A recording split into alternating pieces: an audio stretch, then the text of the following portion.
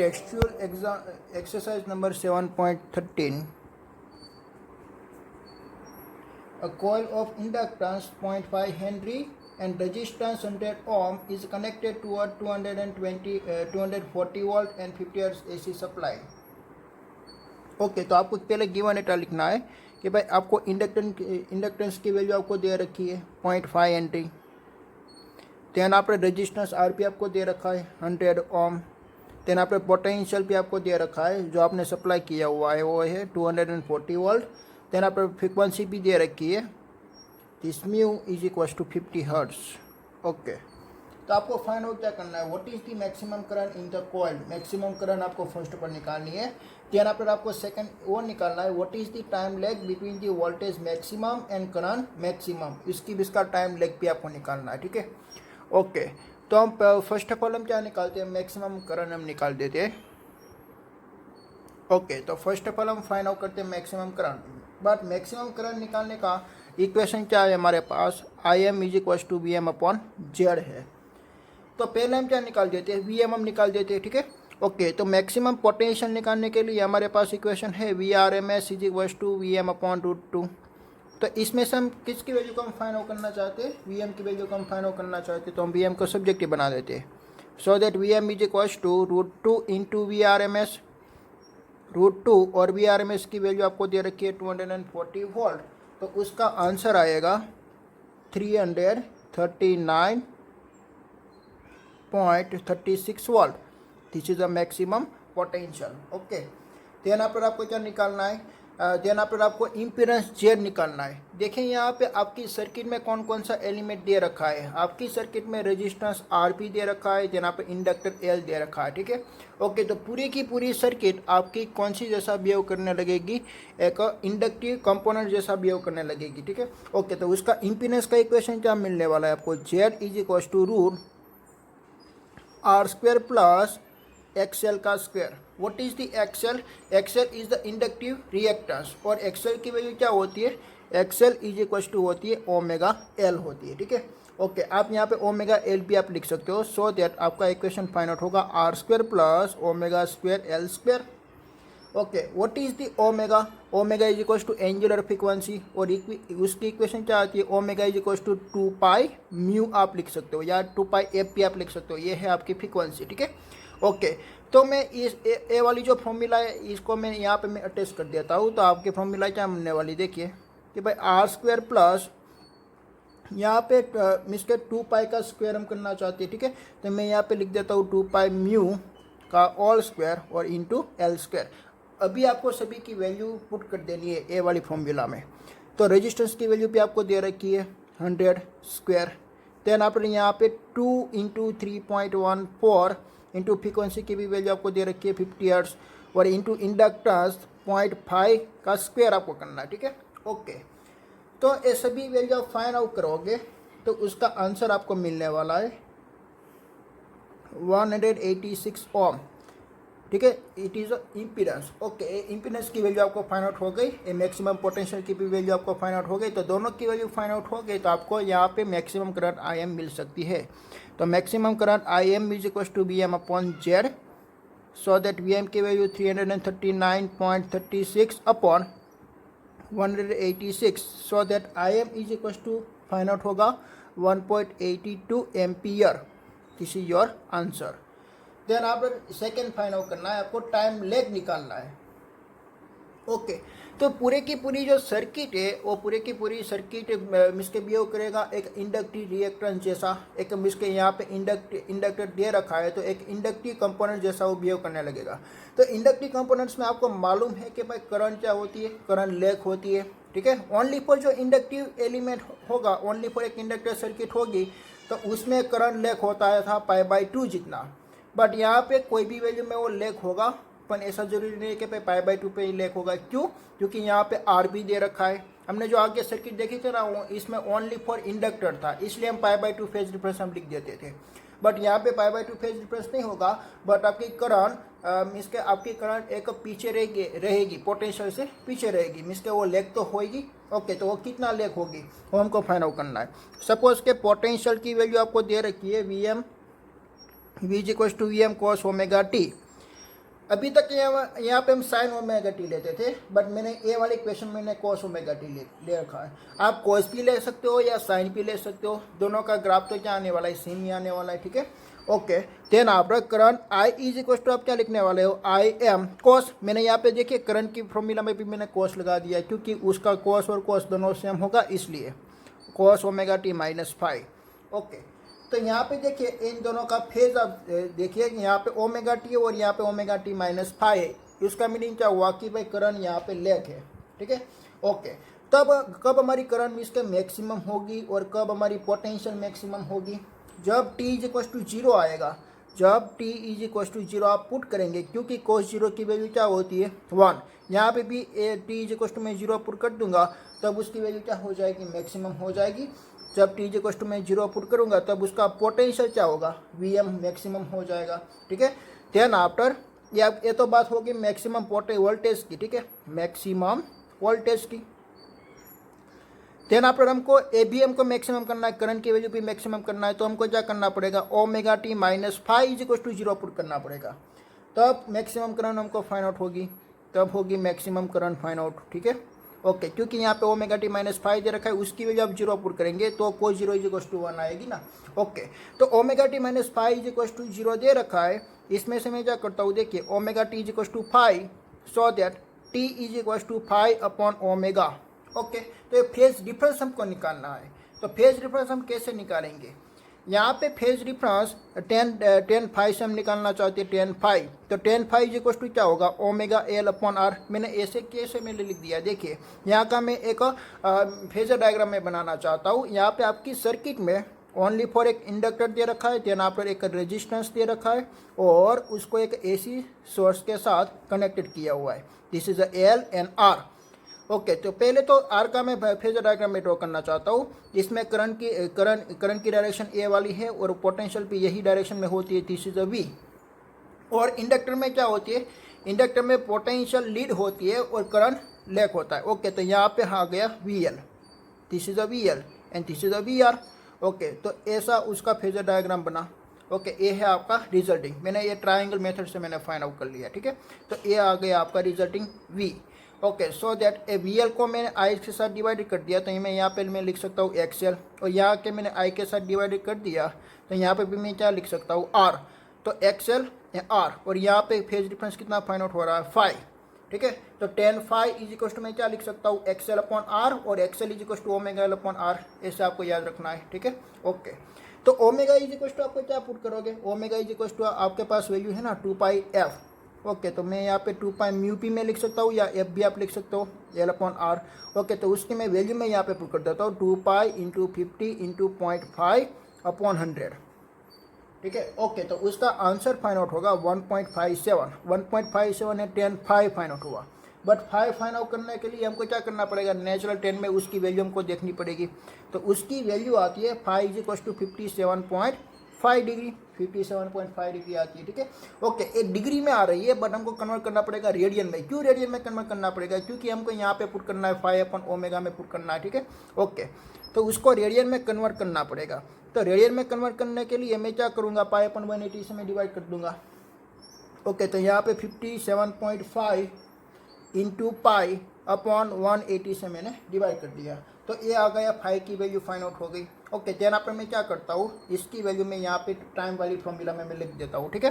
Time lag में मैं find out put कर देता हूँ, time lag t is equal to हमको क्या मिला, t is equal to 5 upon omega, और 5 की वैल्यू यहाँ पे है 57.5 अपॉन 180 डिग्री इंटू पाई, और ओमेगा इज इक्वल टू हम क्या लिखने वाले, ओमेगा इज इक्वल टू हम लिखने वाले 2 पाई म्यू, तो यहाँ पे 2 पाई और म्यू फ्रीक्वेंसी आपको दे रखी है 50 हर्ट्ज।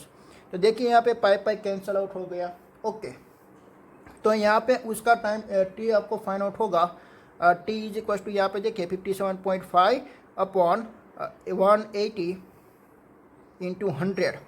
ओके, सो दैट आपका टाइम आपको मिलेगा 3.2 इंटू 10⁻³ सेकेंड।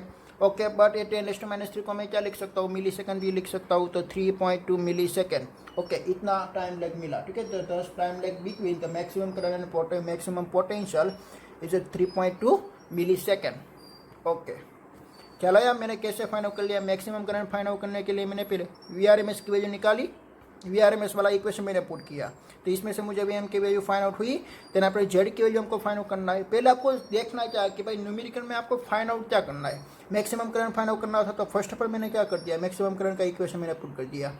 और देन पर मुझे मालूम पड़ा कि भाई VM भी निकालना पड़ेगा, तो VM निकालने के लिए आपको क्या करना पड़ेगा, ए वाला इक्वेशन आपको याद करना पड़ेगा। देन आपका इम्पीडेंस Z, तो Z को तो आपको फाइंड आउट करना ही पड़ेगा। ओके, तो दोनों की वैल्यू मिल गई तो IM की वैल्यू मिल जाती है। देन पर टाइम लेग निकालना है, तो टाइम लेग का वाली फॉर्मूला किस में आती है कि भाई ए टाइम इसमें आती है, फेज में आती है। ठीक है, तो फेज वाला मैंने दो इक्वेशन मैंने पुट कर दिया। T = 0 पे आपका पोटेंशियल मैक्सिमम हो जाता है, ω-t - phi = 0 में करंट मैक्सिमम हो जाती है। तो ए वाले फॉर्मूला का मैंने यूज़ कर लिया और टी का मैंने इक्वेशन निकाल दिया। तो ये tan phi मैंने ऐसे निकल दिया ω/L/r करके। ठीक है, ओके, तो यहाँ से हमको फाई मिलेगा, वो फाई को आपको रेडियन में कन्वर्ट करनी है। देन आपको ए वाली फॉर्मूला में पुट कर देना है, तो आपको लास्ट में टाइम मिल जाएगा। ठीक है, ओके।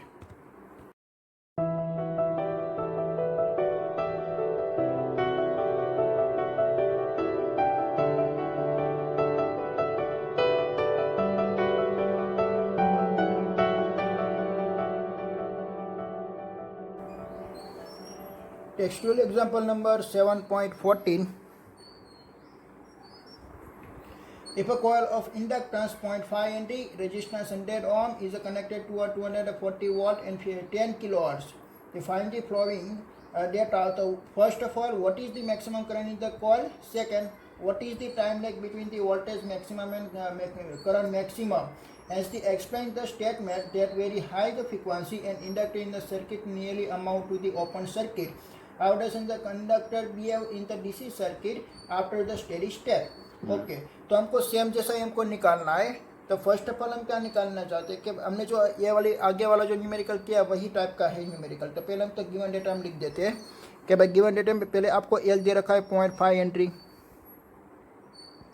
देन आफ्टर आर की वैल्यू दे रखी है 100 ओम, पोटेंशियल दे रखा है 240 वोल्ट और फ्रिक्वेंसी आपको दे रखी है 10 किलोहर्ट्ज़, 10 × 10⁻³ तो इक्वल्स टू आप 10⁻⁴ हर्ट्स भी आप लिख सकते हो। ठीक है, ओके। तो फर्स्ट ऑफ ऑल हमको उसका पोटेंशियल मैक्सिमम हमको पोटेंशियल निकालना है, क्योंकि मैक्सिमम करंट हम निकालना चाहते हो। तो मैक्सिमम करंट का इक्वेशन आएगा IM = VM/Z। जैसे आगे किया था वैसे ही अभी आपको करना है। तो फर्स्ट ऑफ ऑल मैं VM की वैल्यू मैं निकालना चाहता हूँ। VM = मैं क्या लिख सकता हूँ, √2 × V। ओके, तो √2 × V = आपको दे रखा है 240, तो उसकी वैल्यू फाइंड आउट होगी 338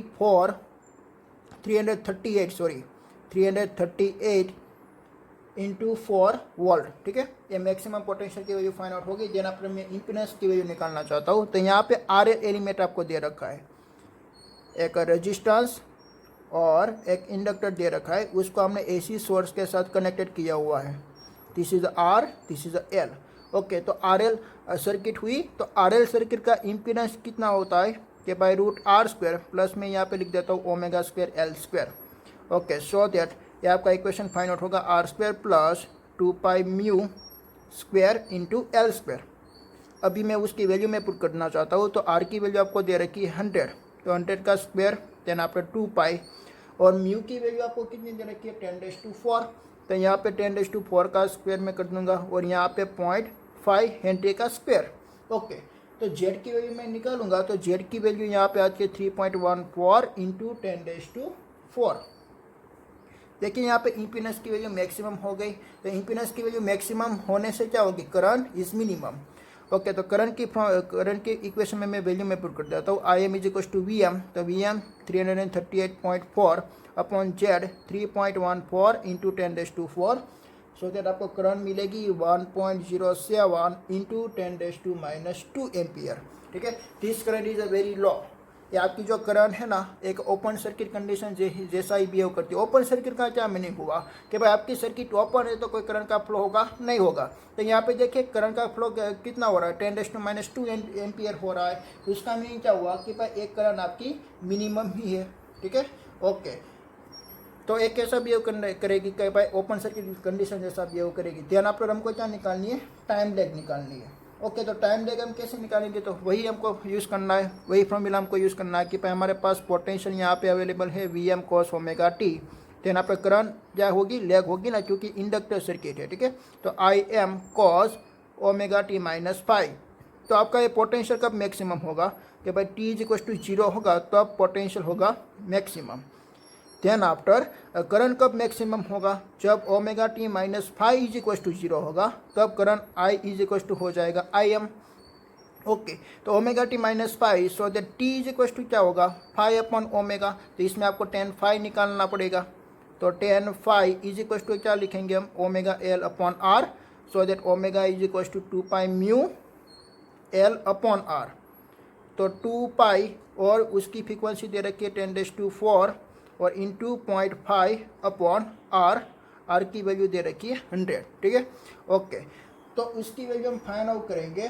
तो उसका आंसर आता है 314 इक्वल्स टू 314। तो 314 10 5 हमको मिला। तो 5 इज इक्वल टू हमको क्या मिलेगा, तो 5 इज इक्वल टू हमको मिलेगा, उसका हम वैल्यू हम फाइंड आउट करेंगे। तो 82 डिग्री, ठीक है, 89.82 डिग्री हमको मिला। ओके, तो उसका हमको क्या करना है, रेडियन में हमको कन्वर्ट करना है। तो क्या करना पड़ेगा, 89.82 into pi upon 180। Okay, this is a radian. देना पर ये वाली फॉर्मूला में आपको पुट करना है। तो T is equal to 89.82 into pi upon 180 और omega is equal to 2 pi mu, L इसका 10⁴। So that pi pi is cancel. तो आपको टाइम टी मिलने वाला है, t is equal to 25 into 10⁻⁶ second. So that 25 micro second. ये time लेगा आपका कितना मिला, स्मॉल मिला, ठीक है। तो यहाँ पे क्या हुआ, देखिए कि भाई current is a very small, therefore हम क्या बोल सकते हैं, the high frequency inductor is behave like is the open circuit condition, ठीक है। तो ओपन सर्किट कंडीशन जैसा वो बिहेव करेगी। और डीसी सर्किट में क्या होती थी, डीसी सर्किट में देखिए एक्सएल इज इक्वल टू आप क्या लिखते हो, XL is equal to omega L आप लिखते हो ना। तो डीसी सर्किट में डायरेक्ट करंट में कोई फ्रीक्वेंसी नहीं होती है तो उसका एक्सएल एलिमेंट मैक्सिमम हो जाता है, एक्सएल में मैक्सिमम हो जाता है। तो आपका जो इंडक्टर है वो कैसा बिहेव करने लगेगा, एक प्योर इंडक्टर जैसा बिहेव करने लगेगा, क्योंकि उसमें क्या होगा कि भाई स्टेडी करंट है तो एक्सएल कोई अपोज करने वाला ही नहीं है ना, क्योंकि omega is equal to zero हो जाएगा। तो ये अपोजिशन ऑफ करंट क्या हो गई, जीरो हो गई, ठीक है। डीसी करंट में अपोजिशन ऑफ करंट आपकी जीरो हो जाती है, इसलिए वो इंडक्टर कैसा बिहेव करेगा, एक प्योर इंडक्टर जैसा वो बिहेव करने लगेगा, ठीक है।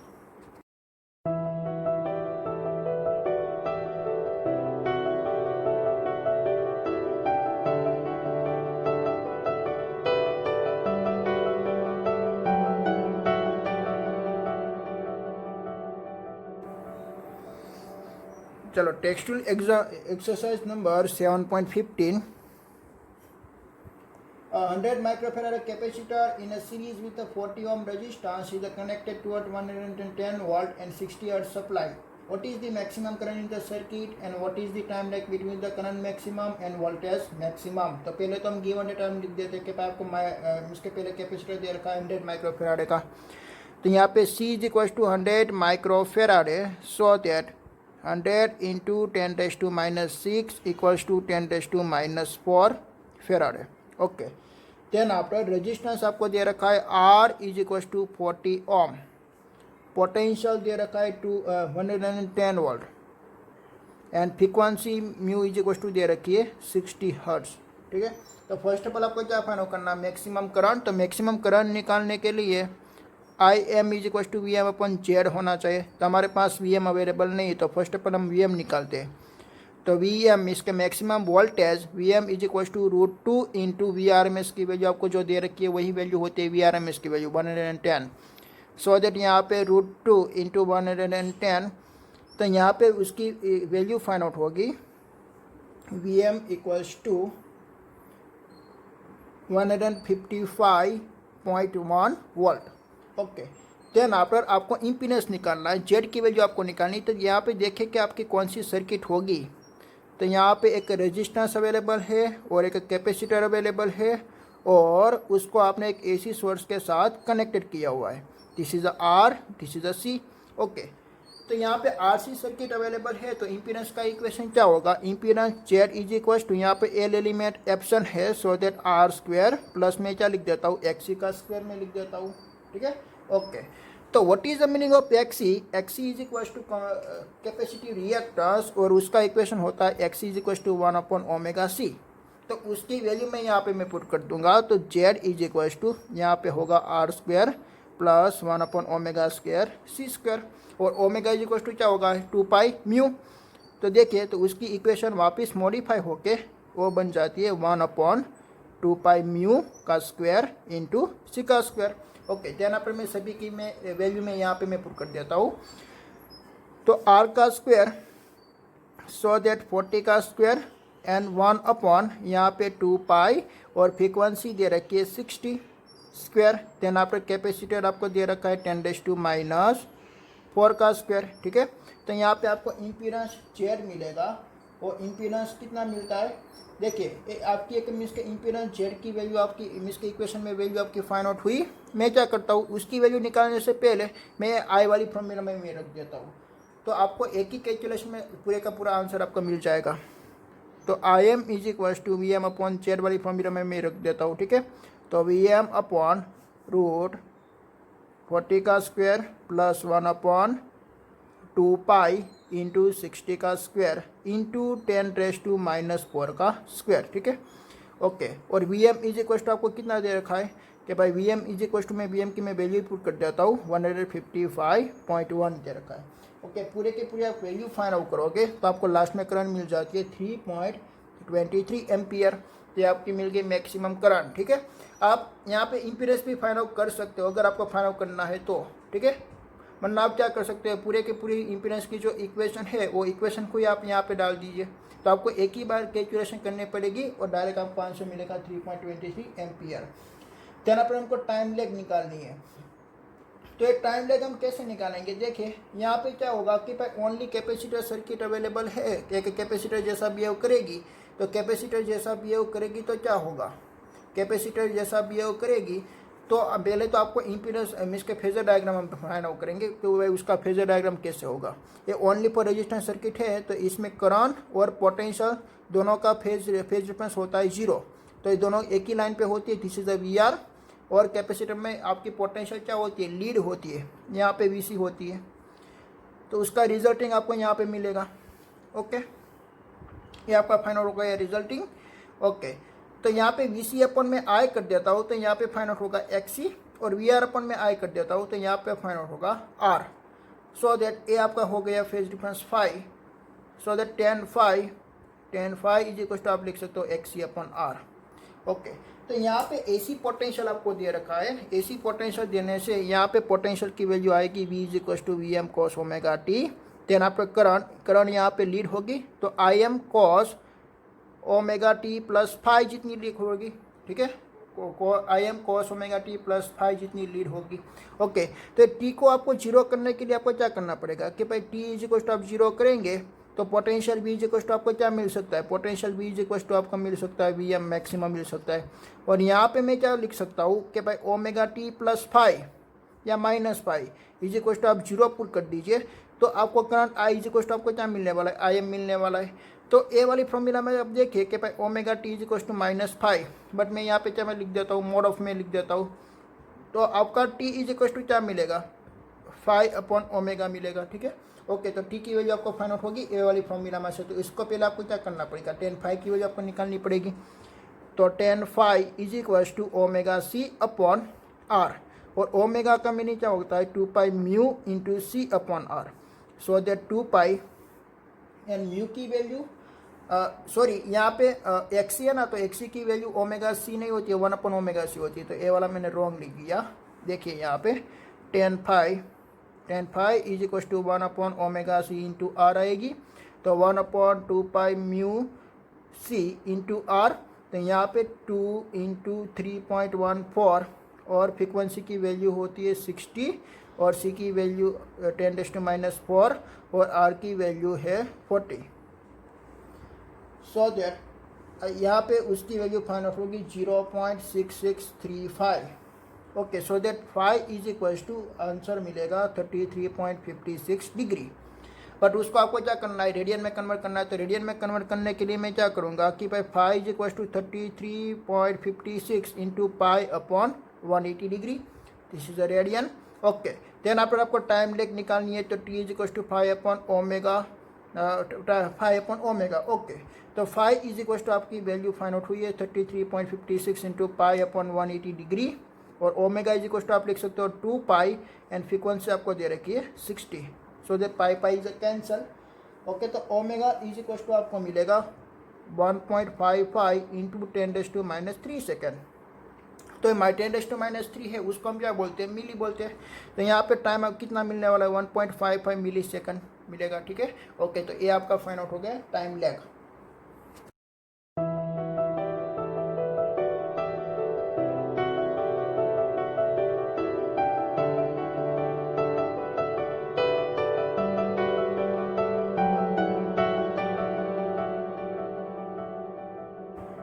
Textual example number 7.16.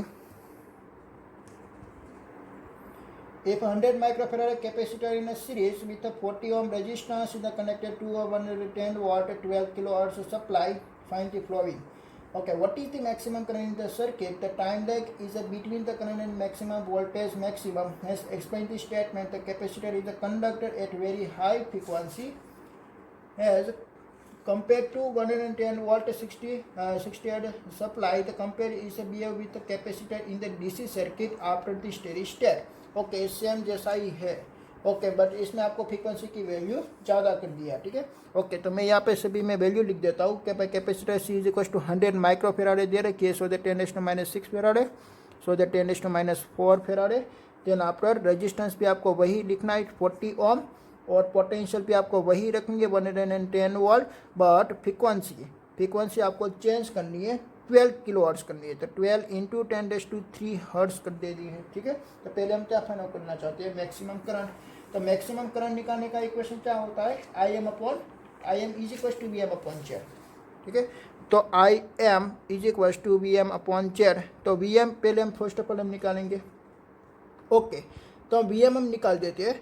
तो पहले देखिए कि यहाँ पे मैं सभी में वैल्यू में पुट कर देता हूँ। देखिए यहाँ पे वी एम की वैल्यू हमको फाइंड आउट करनी पड़ेगी। V M is equal to हम क्या फाइंड आउट करेंगे, V M is equal to हमारा इक्वेशन होता है √2 इंटू 110। मैं एक ही इक्वेशन में वैल्यू पुट करके सभी के मैं वैल्यू में फाइंड आउट करना चाहता हूँ, ठीक है। ओके, देन आप जेड का इक्वेशन बोलिए।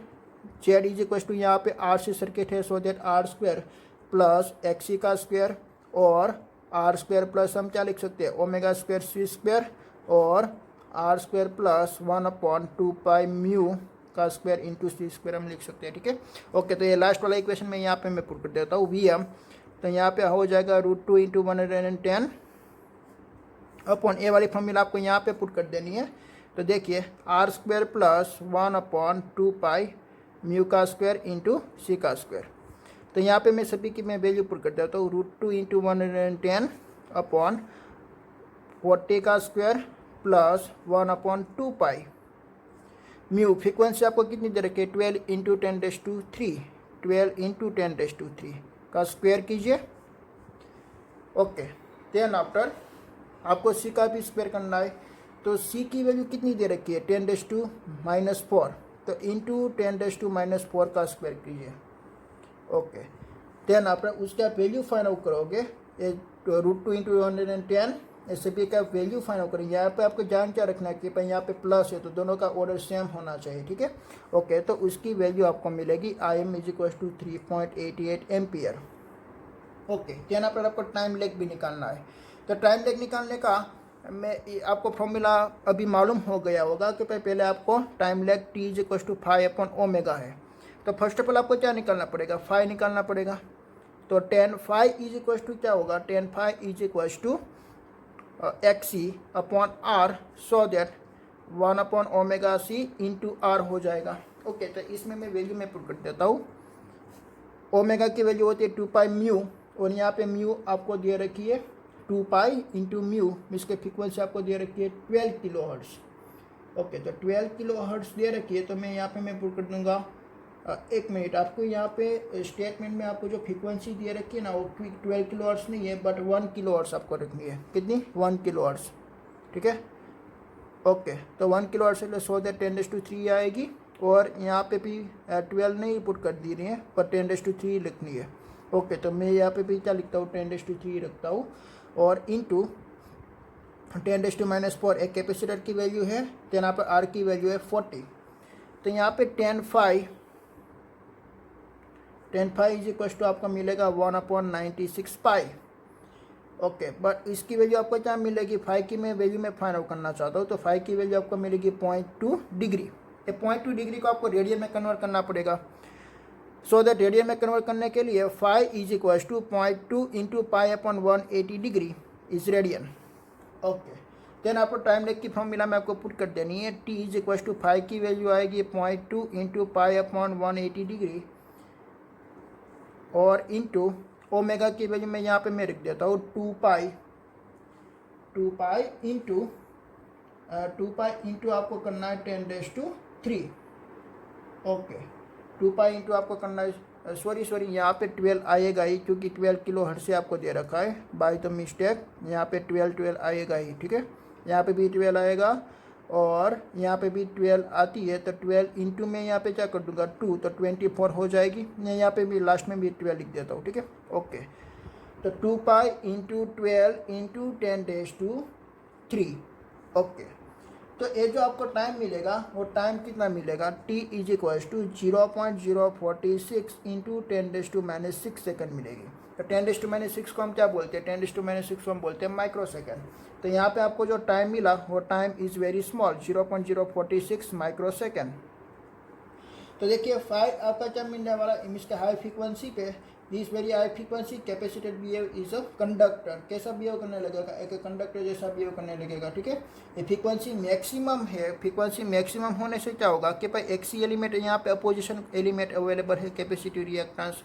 तो omega is a maximum, omega अगर आप मैक्सिमम कर दोगे तो क्या हो जाएगा कि भाई अगर डीसी सर्किट में ओमेगा आप मैक्सिमम कर दोगे तो एक्सी क्या हो जाएगी, एक्सी की वैल्यू मिनिमम होगी और एक्सी की वैल्यू मिनिमम होगी तो करंट की वैल्यू ज़्यादा हो जाएगी, ठीक है। अगर दूसरा आपको क्या बोला कि भाई डीसी करंट अप्लाई करने से क्या होगा, डीसी करंट में ओमेगा क्या होती है, 0 होती है, तो 1/0 इज इक्वल टू क्या हो जाएगी, इन्फिनाइट हो जाएगी डीसी करंट में, ठीक है। ओके, तो डीसी करंट में इन्फिनाइट हो जाएगी तो कैसा बिहेव करेगी, capacitor behave like open circuit जैसा वो बिहेव करेगी, ठीक है। तो ए वाला केस में वो ओपन सर्किट जैसा बिहेव करेगी, कौन सी वाली स्टेट में, डीसी सर्किट में, ठीक है। डीसी सर्किट में वो ओपन सर्किट जैसा बिहेव करती है और एसी सर्किट में वो कैसा बिहेव करती है कि कंडक्टर जैसा बिहेव करती है, कैपेसिटर। और इंडक्टर में क्या था, उल्टा था।